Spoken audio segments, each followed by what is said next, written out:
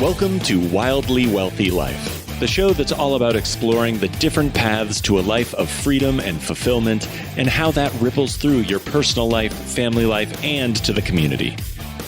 Join husband and wife power couple Lee and Kat Hughes as they share people's stories from different backgrounds and lifestyles about what it means to live a life well lived. Tune in and take that first step to becoming the best version of yourself, personally and professionally, here on Wildly Wealthy Life. Understanding the concept of roadblocks. If there's a roadblock, how are you going to get over it? Every day there's problems. It's not just in my finance world, in my restaurant world, it's in my children, being a mom, it's being, navigating through school, it's for them, navigating through our business together, and it's never giving up when that roadblock is there and figuring out, hey, how are you going to jump above it or go around it or blow it up, I guess. No matter what, be humble and be kind to everyone. Doesn't matter who they are. You never know who you're talking to. You could be talking to the producer's son. You don't know. You don't know who somebody is. So even if you're not a nice person, it's a good rule of thumb to be nice to everybody. But I think that was something that I really took from my upbringing is like, you give everybody an equal chance and you're kind to everybody and it comes back, Hi, and welcome to another episode of Wildly Wealthy Life. My name is Lee, and this is my lovely wife, Kat. Kat, what is going to be special about our next 25 episodes? Our next 25 episodes are going to feature only women guests, so powerhouse women across different industries, from athletes to elite entertainers to entrepreneurs, CEOs, real estate investors, educators, just so many varied, amazing women guests for the next 25 episodes. We just wanted to feature all amazing women, so make sure you tune in. It's going to be fun. And Kat, who do we have on today?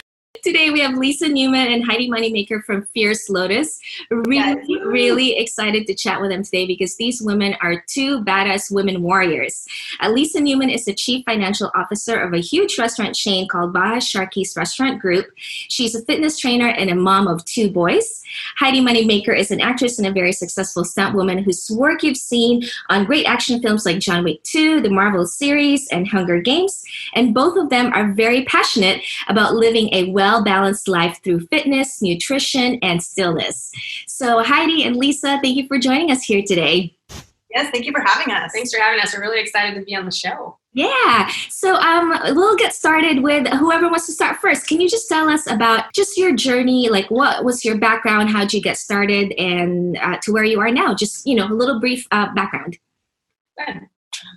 So I started teaching fitness classes when I was 18, when I was going to UCLA, and I was studying econ there and business. And so I was always had a passion for fitness and finance. And that kind of led to continuing fitness throughout my entire life, as well as being behind a computer, crunching numbers, making sure that the restaurants were profitable, etc. So those two elements in my life were so important that I just had always wanted to keep priorities. So when I woke up, I would work out. That was kind of like brushing my teeth. I'd get up, brush my teeth, work out before I'd sit behind my computer. Because if you're in finance, you're in front of a computer, you're crunching numbers, and you're sitting a lot all day long. So people could never figure out, wow, you're an accountant? Like, how are you so fit? Most accountants are, they don't ever get up and move. And that was one thing I really try and push when, two people in business that are sitting all day, because it is about moving, getting your body flowing. And sometimes you can just get in a rut and you want to finish this project and it doesn't happen because you don't have that fitness factor involved. During my journey after I graduated college and was working, I had two boys, and that was a whole nother spin when I started becoming a mom. And that again, you get pregnant and you try and figure out, hey, should I keep working out? How am I going to maintain not only my physical appearance, but also the energy level? Because I worked all through my pregnancy. Because as a businesswoman and an entrepreneur, I don't just, hey, I'm on maternity leave. That didn't really work for me. It was still working. So to make sure I kept my energy up, I kept working out. And when I was pregnant, I was obviously modifying my workouts. We weren't doing HIIT workouts, but I was walking and getting on the bike and things like that to make me feel balanced. So that's kind of where my journey started. That's awesome. Yeah. I started flipping around when I was a tiny little kid and jumping off things. Actually, it was more a stunt woman before I was a gymnast. Actually, I was jumping off bunk beds and banging my head everywhere and going crazy. So my parents were like, this crazy kid that never sleeps and has all the energy in the world is going to kill herself and us. So they found this local gymnastics gym and thought, well, this would be a good place for her to get all her energy out. And so I started gymnastics right when I was around 5. And I remember when I was like 6 or something, watching the 1984 Olympics and seeing Mary Lou Retton win a gold. And I was like, yeah, I'm going to do that. That's what I'm going to do. So from that moment on, I was pretty psychotic when it came to training. I was like, I'm going to be in the Olympics. So made junior Olympic team, but never made an Olympic team. But I did earn a scholarship to UCLA. We're both Bruins. And I did gymnastics on the UCLA gymnastics team, which was pretty life-changing for me. For many reasons. I didn't grow up with, our family didn't have a lot of money. My parents worked so very incredibly hard, side jobs and everything, just so that they could pay for gymnastics. So when I got to UCLA and realized that, I had, obviously with my parents' help, but I had opened all these doors for myself. And I realized that there's just endless options in this world. You just have to work hard and find the right avenue. I won 4 national championships when I was there, 2 individual, and then we won 2 team. We set a bunch of records. We had this amazing team, amazing group of women, and it was really one of the most special times in my life. And when I graduated and I had to quit gymnastics at 22, which is things been in my life since I was 5, I didn't know what to do. I didn't know what to do because obviously I was going to keep being physical and training and everything because you're an athlete. But like, where do you go from here? You feel like your life's over. And luckily, I found stunt work. I had a couple friends who gotten into the business that were gymnasts and kind of like helped me get some jobs, basically doubling girls doing gymnastics stuff because I didn't really know what I was doing at first. And before you know it, I was learning martial arts and driving cars and doubling big actors and doing crazy stuff. But my first big job was Charlie's Angels Full Throttle, and I got to be one of the doubles for Drew Barrymore. And I got to do a ton of stunts, and I realized like, oh, I can still be an athlete. Yeah. There's a career there for me somewhere. And so that's kind of what led me down into the film path and kept me going as the athlete that I am. And then one day I was training with a friend, a kickboxing instructor that I used to go and take, privates from and stuff. And he kept saying, there's this girl I train, you gotta meet her. She's just like you. She's crazy. She wants to train like for hours, you should really meet her. And finally, after, I don't know, a few times of him saying that, I was like, okay, well, maybe why don't you invite her and we'll do a private lesson together. And so Lisa walks in the door and we do a kickboxing private together and started training together and realized like, oh, we complement each other very well. And the training program we have right now, the workout program, the Action Star workout program we have, is a hybrid fitness program that we created by just working out with each other and creating the best workout for us and how we like to train and what worked well for our body type. And at some point, after like a year or so, we're like, we should share this because all of our friends are like, we want to train with you. We love what you guys are doing. So anyway, that was my journey and actually how we ended up meeting and getting together and starting Fierce Lotus Fitness. Really cool. Yeah, that's really awesome. cool. Now, both of you guys, what's really nice, and I think where maybe some of the compliments come off of is you guys both grew up kind of differently, it sounds like, from a finance and understanding money background and that. Could both of you share a little bit of like some of the experiences you had with money or your perception of money when you were younger and how that maybe transitioned for each of you? Well, so I grew up, my dad is from Germany, and he was very, he grew up when, in wartime. So he was taught me, you save everything, you don't spend, you don't live beyond your means. That's kind of stuck with me through my entire life. I'm still, very conscious of all of that. But, it's interesting for me to see how a lot of people live where it's, hey, let's put everything on a credit card. And like when in college, you're 18, how many credit cards are, when you're on campus, there's like every single one trying to get everybody to have a credit card. And everybody did, and they started spending. And I was just like, you need wow. a free bag or free water bottle. Important. I said you need that free bag or free water bottle. It's really I know, like, yes, free stuff and free money. oh my gosh. Go ahead, sorry. So it was, my dad came over from Germany and my mom grew up in LA. And so they had very different backgrounds, and they moved us to, I grew up all over. I grew up in Hawaii. I grew up in Idaho. I grew up in Oregon. I grew up on a ranch. I grew up, on the beach and the mountains. So they moved us around a lot. But one value that they always instilled in both my sister and I was, you don't live beyond your means. And when, I went to school, like I said, the credit card thing, didn't have a credit card. And then when I got it, I'm like, you always pay it off. You don't just make the minimum. For me, it's interesting because you hear all these people that live off of credit and live beyond their means. And especially right now with the pandemic and what we're going through, I think there's going to be a huge kind of come to Jesus kind of period where, wow, we can't do that. You know what I mean? There's a whole different avenue of how we're going to live our lives now. And so I'm glad that my background and my dad and my mom, they really instilled that in me, and that it stuck with me even to this day, and creating and running all the costs with the restaurants and handling labor and financials and getting funding and managing that funding and making sure that it's spent responsibly. And so I think that's kind of where it came from for me. That's awesome. Probably grew up with different backgrounds, but similar values. My parents, they had credit cards ultimately as we got older, and it kind of became a credit world, but same thing where they would save money to go buy a new vacuum or whatever it was we had. They didn't buy it and pay it off later. And my mom was always dealing cash. Like my dad gave her the grocery money, and then she'd have it in her pocket. And that was just like, she knew everything meticulously, and definitely taught us to save, taught us to work. I mean, I don't remember ever getting an allowance. We had chores, and that was just part of the household. Granted, there was 7 kids in my family, so like you better do some chores. But I used to clean both sides of the house had neighbors, and I used to clean either one of their houses when I was in high school. And I think I made $10 for the whole house. Wow. What?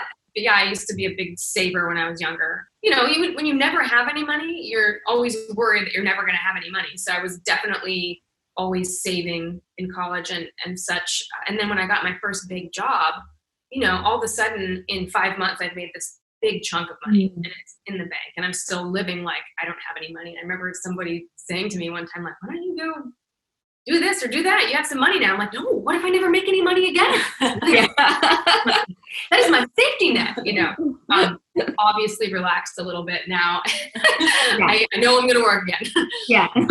I bought a house a year ago, a new house, and it was one of those things where like I had the option to go a bit bigger, and I decided to go with the house that worked for me and my animals. And I get very nervous having huge debts as well. So I think that's always been a thing. Yeah, I think one of the questions you had posed in an email was, what does wealth mean to you? And I think for me, a big part of it is not just, being able to support yourself financially, but being able to sleep at night. And that's not being overextended and making sure that you can pay your bills and still live the life that you want to live. Yeah. I mean, being able to sleep at night and for me is different than other people, but for me, that's understanding that I'm not going to be out of money, or I'm not going to be able to afford what I need to afford. Yeah. What I want to live now. So that's kind of fun. And taking care of your kids and family and all that. Yeah. I love that. Yeah. Go for it, Heidi. I think. Yeah. I mean, the first thing that came to mind when I read that question though was not, it didn't really relate to money so much. It was, for me, wealth is about your quality of life, right? So that does include your bank account as well. I mean, but it's also the people that you surround yourself with and your family, and you have animals, or if you have, it's, for me, it's like achieving what I need and want to achieve so that I can live the quality of life that I want. And whether that's, if I decide I want to live on a yacht, great. But really it comes down to like, who's around me? Do I have good people in my life, and do I feel happy every day? Sometimes I feel happy when I buy a new leather jacket, but yeah, and it's good to recognize those things. Yeah, for sure. And I love how, again, like you've obviously, I mean, for both of you, I think that there's always that transition, the growth over time. And like in the beginning stages, you're like, I don't know if I'm going to ever work again. So let me really suck it up, but then also realizing that there's a balance, to these things. When you talk about achieving, the life or living the life that you really want, of course, the quality of relationships that you have and all these things, I also noticed that both of you guys are in a very male dominated industry, right? Like for Lisa, if you're in finance, that's very male dominated. And Heidi, in stunt world, it's also very male dominated. How did you navigate through those industries and like creating good relationships and connections and establishing yourself in that industry? I mean, I think for me and navigating through that, it was just, I worked my ass off and I made sure that I didn't make any mistakes. And I definitely think you walk into a room and it's more difficult for a woman because they think that you're not as smart. I mean, that's just is what it is, even still now. But I think after a while, when you prove yourself, I think that you gain that respect, and then you develop those relationships where people want to do things for you because you do things for them.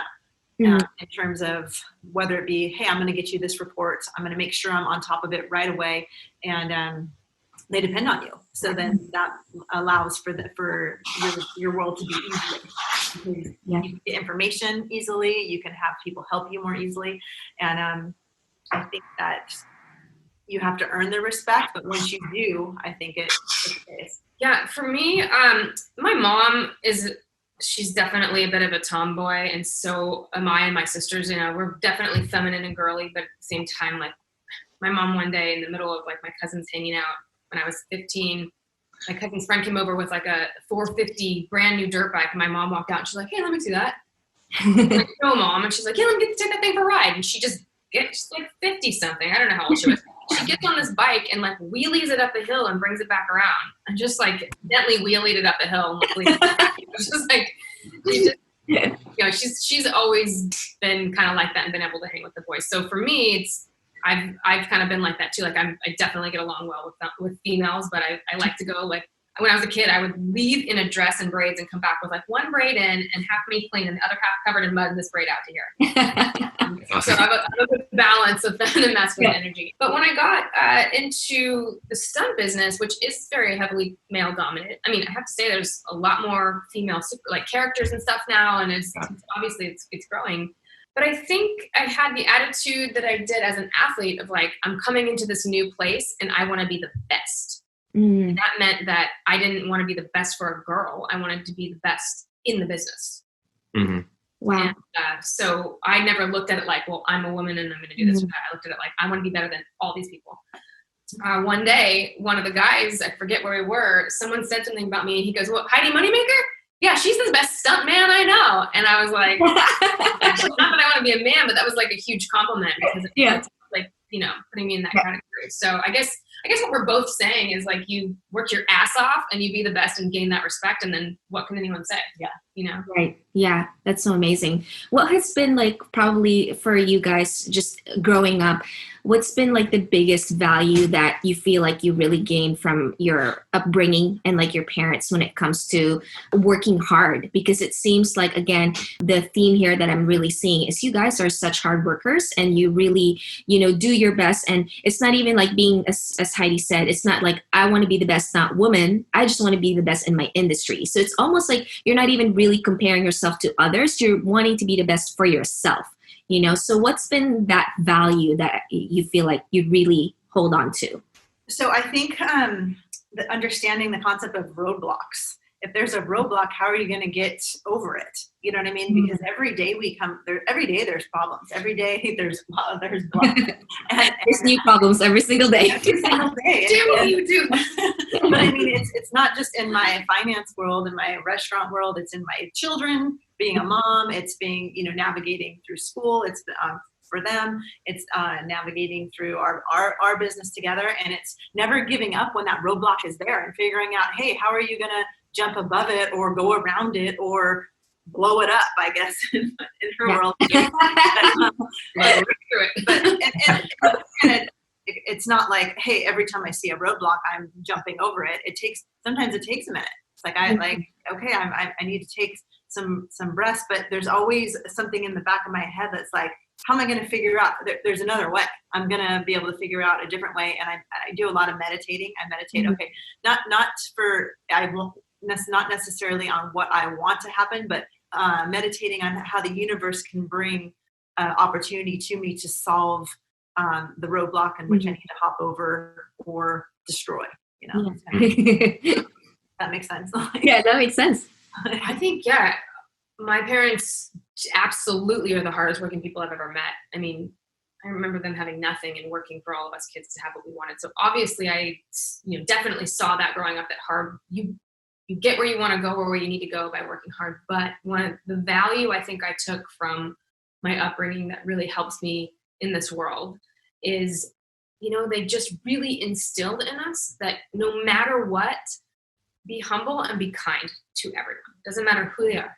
It really doesn't. And that is such a great, I think that, first of all, spreading kindness does nothing but make you a better person and a happier person. I feel like it's helped me along in so many ways. And there's so many times when, I see this in my industry all the time. You see people coming onto set and they are so nice to the people they think they need to be nice to.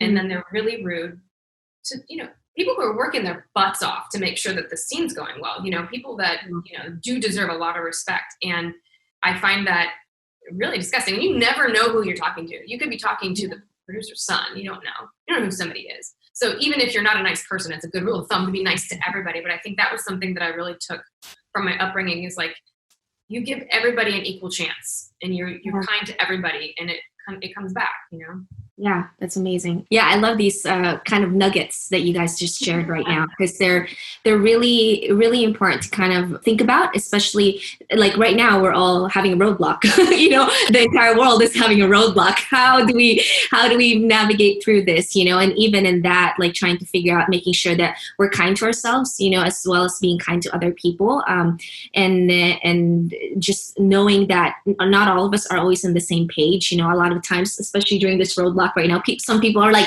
go for it, learn something new, crazy, and then some people are grieving, and like knowing that, just understanding the two sides and being kind and compassionate for both sides is really important. So thanks for sharing that. Go for it, Becky. Yeah, for both of you guys, you wouldn't be where you're at without like a solid team. And I love your guys' story of how you kind of met, just kind of almost haphazardly, but there was somebody kind of guiding you both together. But how do you both maintain your circles, of people that help you in the business world or finance? I would say, I definitely make a point to reach out to other people to like in terms of like restaurant finance, reach out to other people that have other chains to see what they're doing, to see what works, especially right now. There's so many government aid right now with loans. So it's really important to understand how each financial person ahead of these chains is working through it and, kind of figuring that out. I have a really great team of women that work with me, and we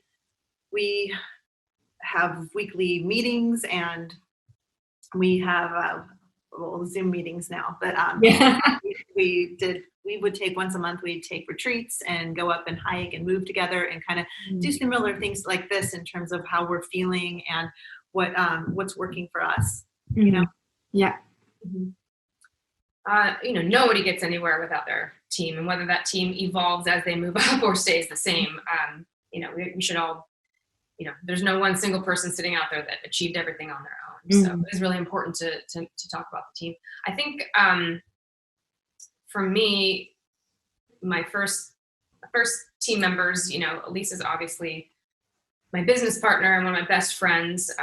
And luckily, we're kind of quarantined together. So we have the opportunity right now to train and we have we're launching a new app and a new program. So we really had the time to work on that, which is really nice. And we generally are, when we're both busy in our other circles of life, we get together as often as possible, but usually it's just to train. Just how it's started. Because it's so important to us to keep our heads straight and everything we train. So that's how my circle with Lisa is maintained. My sister, Renee Moneymaker, is also a stunt woman and luckily has moved down to LA and lives here, and we co-parent our niece, Rosie. And so that's a family circle, but it's also she's a big part of my, film circle, I guess. We are very supportive of each other, always talking on the phone, always training together, always helping each other through, roadblocks, as Lisa was talking about, and happy times too. And then I'm part of an action design team called 8711 Action Design, and there's a whole team of directors and choreographers and stunt coordinators and fight team members that are within that team. And usually the way we keep that circle going is either if whoever's in town goes and we train or work together in LA in our fight school and work with actors and get ready for films and stuff. If we're on location, we're training together and working together and sort of spending time together outside of that. It's actually been really hard right now for us because that's a very physical world. That's like we're doing jujitsu and grabbing each other and throwing, like fight scene, you're touching each other, you're in each other's space. It's not like Lisa and I can go for a run and we wear a mask and be, have kind of still maintain that. So usually that circle for me is really tight, and it's where I go. It's what I do. It's my outlet. And it's those guys and that team, those gals, they have kept me rolling through everything for the last almost 20 years. So it has been very hard right now because we're not doing Zoom meetings or whatnot, Can't do Zoom jujitsu. Actually, you know what? I think exactly. Is doing online. Jiu-jitsu does online courses and stuff, which it's, jiu-jitsu, you have to have a partner usually, but anyway, there's solo stuff you can do, but it's really, it is about the art of training, but it's also about the connection of the community. So that circle's kind of like a straight line right now. Back soon. Yeah. Can you guys talk a little bit about Fierce Lotus and why the name Lotus? When we first decided to start our business, we're just going to write down every single word we can think of that we are attracted to, that we feel like, describes us, describes what we want to do. And ultimately we'll figure out, which words want to come together. And I think for us, we love the idea of the lotus flower and how hard its journey it is. It starts this little bud at the bottom of a murky lake, and it's never supposed to make its way up, but somehow it fights and fights and fights and makes its way to the sunlight so it can grow and become this beautiful flower that you see. So for us, the lotus flower is monumental because not only is it beauty and represents kind of like yoga and calm and stillness, especially sitting on the water, but it represents like a gnarly journey to get to that enlightenment. The fierce comes from her and I if I think about us training, I think about us in a kickboxing gym just wailing on kicking pads. I mean, we're just like, we have the energy and the fire when it comes to training. And so these two words together for us, just really embodied everything that we wanted to be as a company. Yeah, that's awesome. And what are you looking to share with your clients, and who are you kind of going after?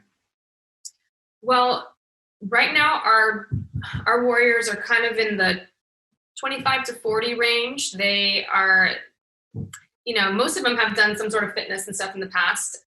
Basically we have this fun kind of like film fight based workout protocol template for a couple of different workouts. And so we basically what we want is to create that little community with them. We want them to get this little niche. It's not just like, okay, we're going to do HIIT workouts and this, and that's like, hey, we're going to teach you fight choreography and we're going to bring you into our world a little bit.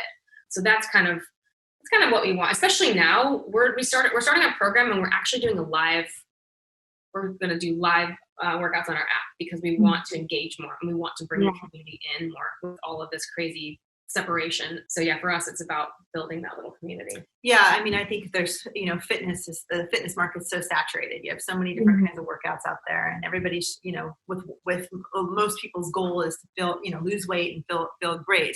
For us, the fight choreography, we call it conscious cardio because you have to think while you're doing something. So you're putting, different punches and kicks together. So you're actually thinking, and then we have another, then we also incorporate unconscious cardio where it's just fitness, burpees and squat jumps, things like that. And then we have the sculpting. So we have the muscle building, the cardio, and then the yoga. And we have always thought that those three elements of fitness is what's going to really transform your body. And that's how our workout kind of came into. Yeah. I always remember this quote, and I forget, it's terrible. I forget who originally said this, but it's, people don't remember what you did. They remember how you made them feel. Yeah. And so for us too, it's like, yes, we have a really fun workout. It is very effective, but really we're trying to bring people in and make them feel a part of a group. Because I'm really, like I said earlier, my circle is like a line right now. I'm missing my group. So that's kind of, we've got a great program, but it's really about like bringing people in and letting them be involved, Yeah.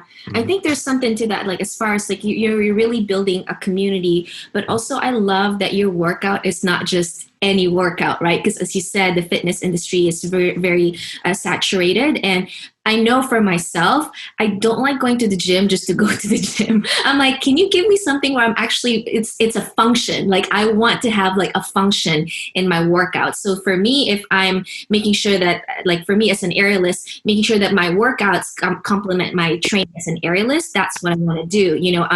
I met Heidi through 8711. I don't know if you remember, but when I met you, actually, the first thing that I thought of Heidi was like, oh my gosh, she's so nice. Literally, that's the first thing that I thought. And it's funny that you say that when you said earlier that just be kind and humble, because when I first met you, that was the first thing that I said. So I was just like, oh, she's so nice. But yeah, when it comes to like training, like same thing, like I want to train fighting. Why not train in a really awesome way through like working out instead of just like regular exercises? So I just want to say thank you for doing that, because that's really awesome. Join us. And as far as the community is concerned, like I know you're building your community for the Fierce Lotus. What other parts of your life or your community that you love kind of serving into or giving into?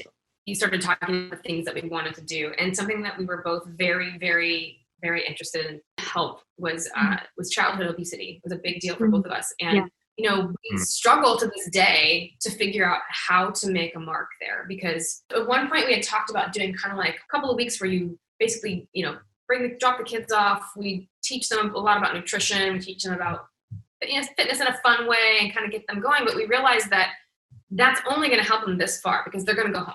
And unless you get the parents going on board, unless the parents can afford to do the things that need to be done in order to help their kids and are willing to do it, you really have a hard time with it. So we're still trying to figure out a way to be involved in that world.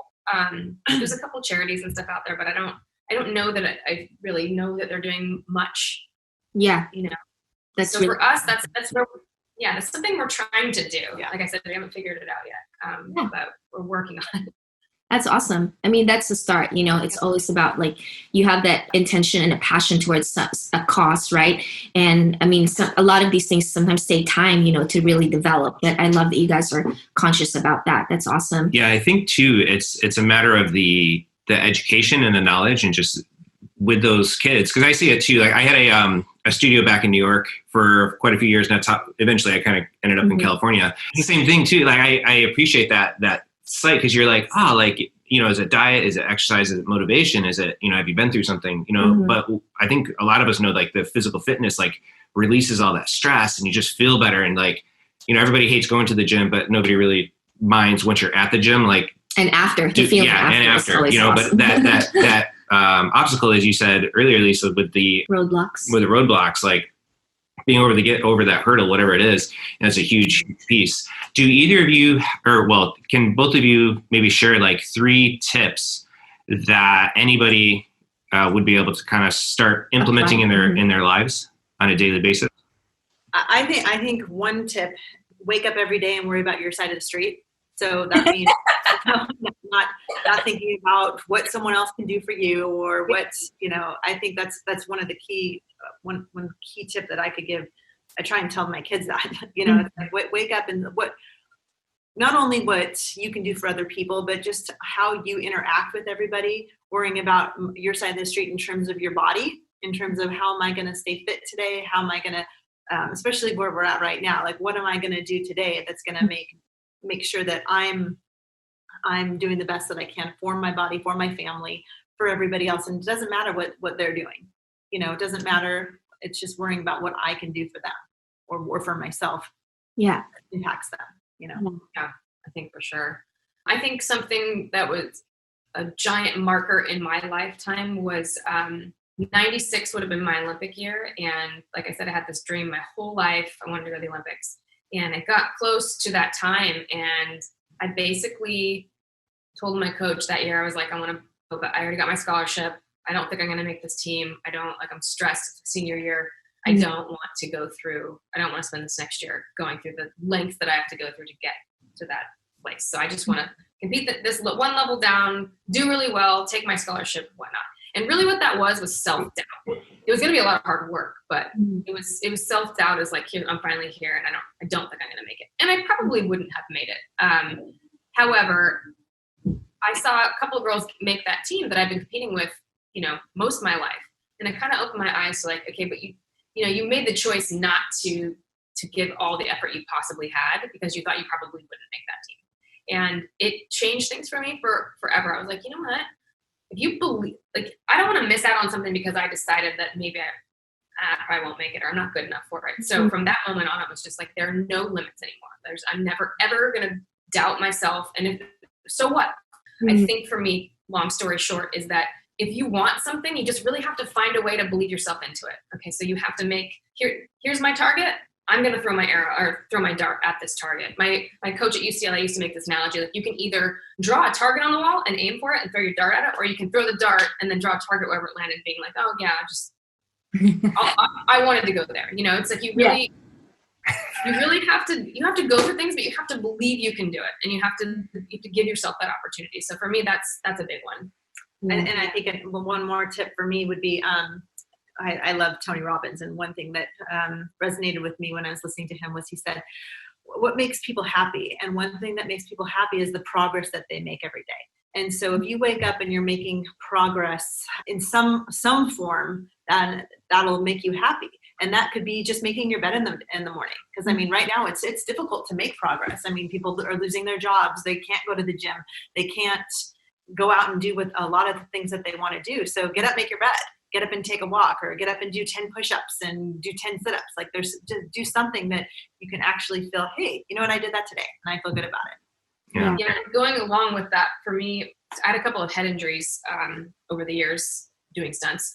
And some of them were a bit serious for a little while, not great. And so I had a hard time with my brain and I would get overwhelmed very easily. So if I had these tasks to do, normally I'd look at it and be like, done, 1, 2, 3, bam, bam. Yeah. In that time, it was so overwhelming to look at where I needed to go that I had to meticulously just think about the thing that I had to do right here. It's like, what about Bob the movie? Baby steps, getting to the next place. Baby steps, getting to the next place. And I've since healed 100%, feel great. But I still use that because, when you're trying to build a huge company, when you're trying to achieve a giant goal, if you keep looking at that thing that's so far away, you tend to feel the distance. But if you go, okay, I know I'm going there. Here's my halfway marker. Here's the things that I have to do to get there. I'm not going to look at that. I'm going to step here. And then another thing I do with that every day is I make myself look back at what I did that day. Even if it's just like, I got the house clean and made sure the dogs went on a walk. Maybe that's all I could do that day, but I have to give myself credit for what I did achieve. So I think a lot of times we don't look at what we've already achieved and we freak out about everything we haven't done, Yeah. Celebrating really your little wins. Yeah. One thing I know, one thing to piggyback on that is I've been looking back at my phone because we all kind of keep a snapshot journal of our life. And sometimes you forget oh my God, I forgot I did this. This was awesome. There's little victories are sometimes hidden closer than you think. Yeah. And going back and revisiting, that's a really good tip. I like those too. That's great. Thank you for sharing all those with us. It's just been such an awesome chat. We are down to our quick 10 rapid fire questions. So okay, because there's two of you guys. One will have more time to think. So we'll go with Lisa and then Heidi and then Heidi and then Lisa and Heidi so that, here we go. All right. Are you guys ready? They're ready. I love this. Okay. Workout, guys. We're full of energy. Yeah. First to 100 push-ups. Go. All right. Number 1, if you could choose one book to live by, what would it be? Wow, glad I had time to think about that. Book to live by. The Balanced Warrior. That's our book. Check. Okay, Balanced Warrior. Is that, wait. That's the book we wrote. Yeah. I was like, I think I saw that. I was like, okay, Heidi, go for it. I mean, it's hard to say live by, but definitely The Alchemist is a book that I feel like resonates a lot. Yeah. That's really good. Yeah, All I right, love that. Heidi and Lisa. Your personal hero, living, deceased, someone you know or maybe don't know. Linda Hamilton, Terminator 2. Hey. On my vision board always, every year.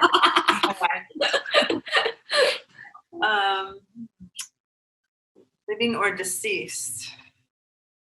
I love Tony Robbins. Yeah. Good We solid were choice. supposed to see him this last month. Yeah. got Oh, really? Yeah, we got it delayed. got So we delayed. got one of his yeah. weekends. Yeah. We'll be going to later on. in Yeah. the year.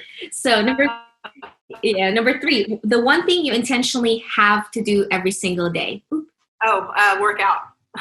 Work out. All right. One thing I have to do every day?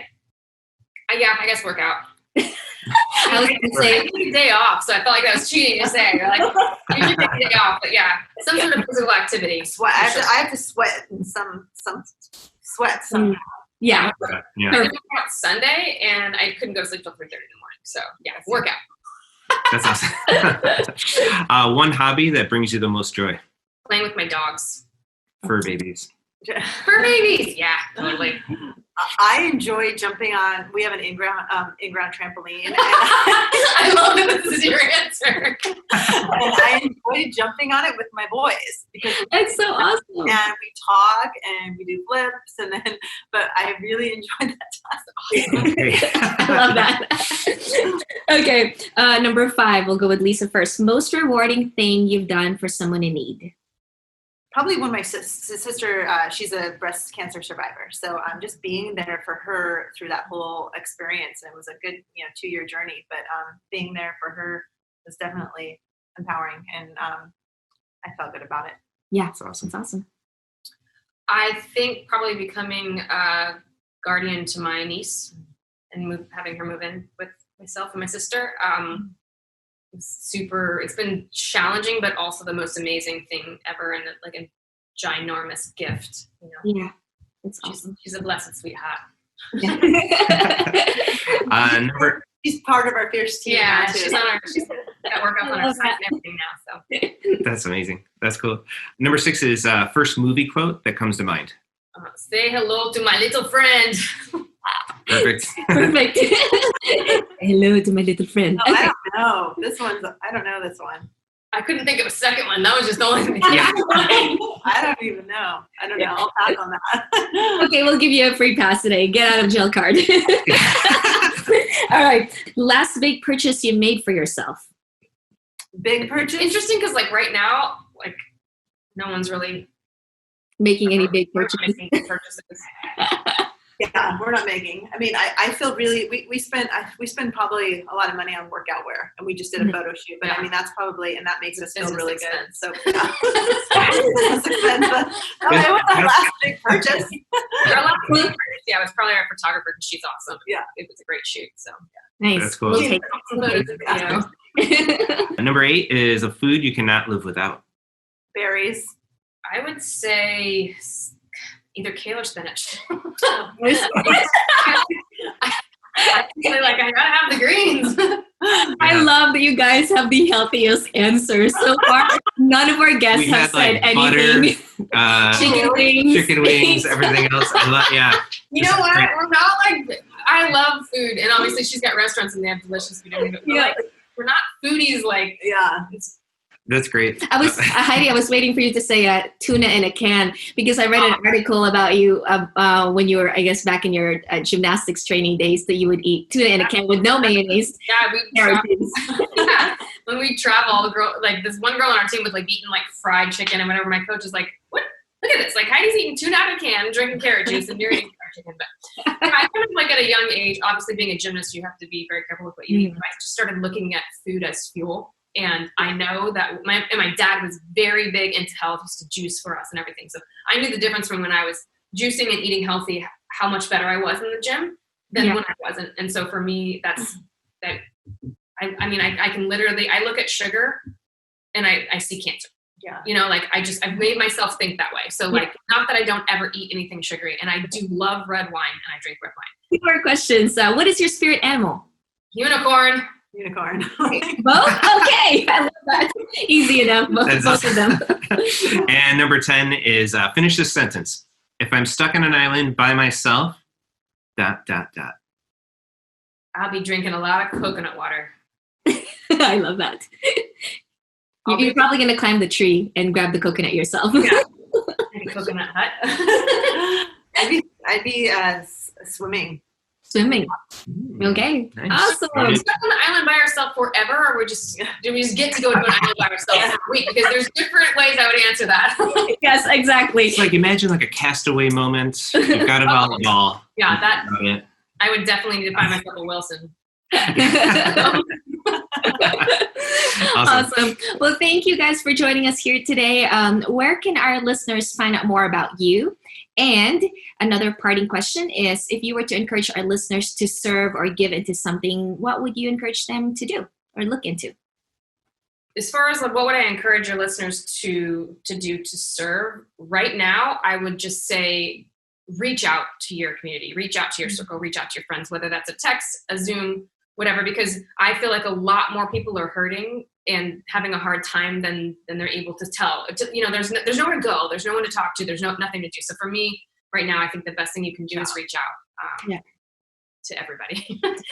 And then we're big Instagrammers. So Fierce Lotus is our Instagram account. We also just started a YouTube page, Fierce Lotus Fitness, and we're putting up a lot of workouts, and we'll be doing some live stuff through there. And then our website is fiercelotus.com. And in a couple of weeks, we'll have an app. Yeah. It's FL Fit for Fierce Lotus Fitness, and you can find it on Google Play or the App Store. And we're going to do all our Action Star Live videos through that. So perfect. Awesome. Well, thank you guys. So much for having us. Yeah, thank you. It was really fun. Yeah, thank you. Cool. All right. Take care. Bye. That was a great episode with Lisa Newman and Heidi Moneymaker. I think what I really love is how they really put an emphasis on, especially being women and being successful in a field that's predominantly men. I love how they said that they really worked hard to be the best at what they do. And it's not even about working hard to be competitive with others, but really just being the best version of themselves. And I think that's what really matters, is to be the best version of yourself, no matter what your environment is, no matter what your atmosphere is. And I think I took away more like your wealth is in your health. And the better your health is, the longer you're going to live, the more you can provide, the more you can do things for people. And I really like Heidi's talk on that food is a fuel. So if you look at it that way, I think everybody could appreciate handling their food, their meals, their diet so much better. And get in shape, get ripped, get cut, all that kind of fun stuff. They are ripped and they are cut. Well, next week, don't forget to tune into another powerhouse woman, Leah O'Brien Amico, who is a collegiate athlete and also a 3-time Olympian playing softball. So can't wait for you guys to tune in next week. And don't forget that we are still running our book giveaway and $25 gift card certificate to Amazon. And so check out our website, wildlywealthylife.com, for details on how to enter. And also you can check it out on Instagram, Wildly Wealthy Life, or on our YouTube, Wildly Wealthy Life. Wildly Wealthy Life. Wildly Wealthy Life. Twitter, Instagram. Everything. Spotify. Everything. iTunes. So just check it out, because it's going to be awesome books. 6 lucky winners will get a book and a $25 gift card. What's a website they could go to? Oh, wildlywealthylife.com. Yes. Not .io, .net, .org, everything else, just .com. All right. Let's do it. Thank you for tuning in to another episode of Wildly Wealthy Life. We hope that this episode has helped you take another step towards living fully, giving freely, and building a legacy that deeply impacts your community. We'd love to hear what you think about today's show. Please leave us a review or like us on iTunes and YouTube, and click the subscribe button so you won't miss a show. You can also visit us at wildlywealthylife.com for today's show notes. See you on our next episode. Thank you, and may you live a wildly wealthy life.